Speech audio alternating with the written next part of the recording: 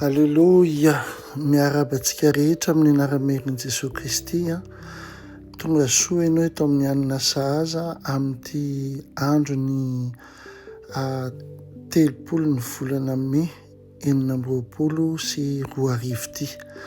Naiza misy anao dia mirabanao ary ihany koa mankasitraka an'Andriamanitra satria 30 andro isika dia niaraka teto amin'ny anina sahaza nandinika akaiky momba ny fahendrena. Aza diny fa volan'ny fahendrena ity volana ity, ary misaotra an'Andriamanitra satria tsy nijanona ianao tamin'ny andro 9 na tamin'ny andro 15 na 14 fa etontsika izao miaraka etontsika miara-misakafo ara-panahy amin'ny anara-maherin' Jesosy Kristy. Androany dia misy lohateny izay napetraky ny Tompo tato am-poko anao, dia ny hoe fahendrena tsy mijanona, fahendrena tsy mijanona. Haleloia. Raha mijery ny tantaran'ny Salomonsika izay hitantsika eo amin'ny tantara faharoa toko voalohany 10, dia misy karazana vavaka nataon'ny Salomona izay neken'Andriamanitra ary nakasitrahan'Andriamanitra. Mahatsiaro ny tenin'i Jesosy Kristy mantsy ny teny hoe mivavaka nareo nefa tsy mahazo, satria tsy mivavaka araka ny sitrapon'ny ray. Ahoana moa zany? Rehefa mivavaka tsika dia mila manao tahaka ny Solomona.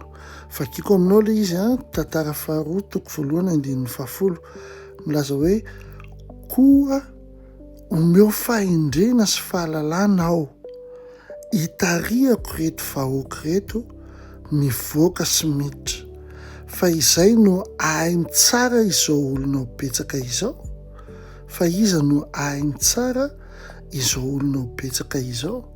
Amen. Jereo tsara teto fa raha nandinika ianao i Salomona dia nangataka fahendrena sy fahalalana tamin'Andriamanitra, tsy ho anazy manokana fa ho an'ny ahafahany manompo ireo vahoaka izay tarihany. Haleloia. Ary teto tsy nisy discussion mihitsy ny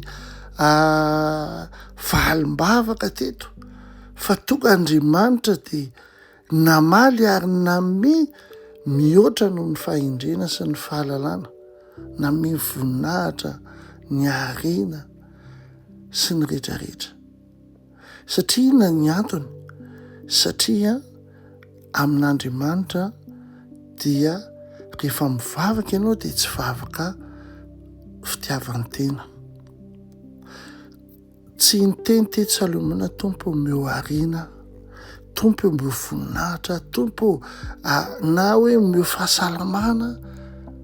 Tsy miteny akory hoe diso reny vavaka reny, fa matetika Andriamanitra alohan'ny hamaliny an'ireny vavaka reny ho anao dia mandinika izy aloha hoe ianao ve mahatoky amin'ny kely mba hanomezany an'ilay lehibe?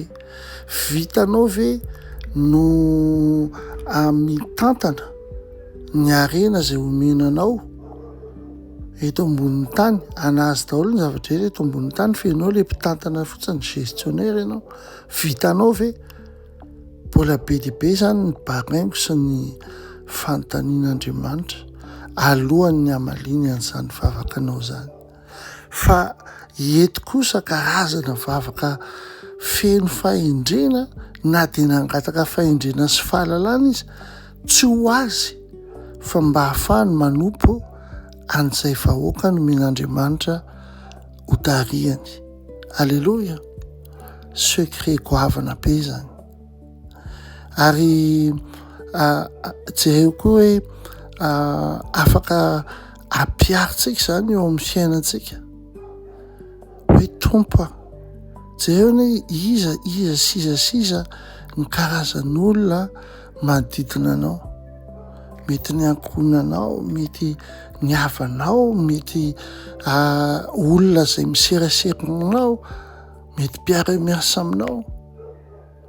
Mivavaha ianao dia mangatà fahendrena ahafahanao miseriasery, ahafahanao mitantana ny ankohonanao, ahafahanao manao tsara ny zavatra ataonao any ampiasanao any.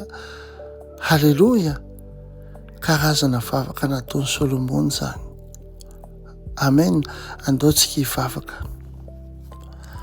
Raha io amin'ny anara-maherinao Jesosy Kristy dia mankasitraka anao zahay satria tonga amin'izao faran'ny volany May izao zay. Misaotra anao satria ianao fanahy masina no nitaridalana anay tamin'ity anina saza ity nandritra n'izay volana May izay.